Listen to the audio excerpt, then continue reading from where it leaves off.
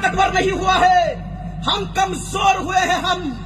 हम कमजोर हुए हैं तालीम के मैदान में, हम कमजोर हुए हैं सियासत के मैदान में, हम कमजोर हुए हैं इत्तेहाद के मैदान में, हम कमजोर हुए हैं मोहब्बत के मैदान में। और अफसोस की बात तो ये है साहिब, बल्कि कहने नहीं दिया जाए डूब मरने की बात तो ये है साहिब, कि वो कौम तालीम में कमजोर हुई है जिस कौम का नबी इल्म का शहर है, जिस कौम का अली इल्म का दरवाजा है, जिस कौम को ईमान से भी पहले जो हुक्म दिया गया था वो इकरा पढ़ने का था, वो कौम तालीम में कमजोर हुई है। अरे डूब मरने की बात तो ये है साहिब कि वो कौम बुज़दिल हुई है, वो कौम जिसका 72 लाखों पे भारी पड़ता था।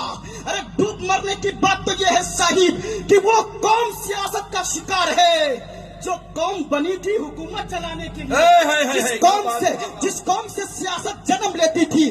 डूब मरने की बात तो ये है साहिब कि वो कौम बिखरी हुई है, वो कौम इख्तलाफ का शिकार है, जिस कौम को नबी ने भाई भाई बनाया था, आपस में मिलकर रहने के लिए, मुत्तहिद रहने के लिए, एक रहने के लिए, लेकिन वो कौम बिखरी हुई है। अरे डूब मरने की बात तो ये है साहिब, डूब मरने की बात तो ये है साहिब कि वो कौम जिसको कुरान दिया गया था, सबसे बड़ी किताब दी गई थी पढ़कर जिंदा दिल रहने के लिए, लेकिन आज वो कौम कुरान पढ़ती है सिर्फ कुरान खानी के लिए।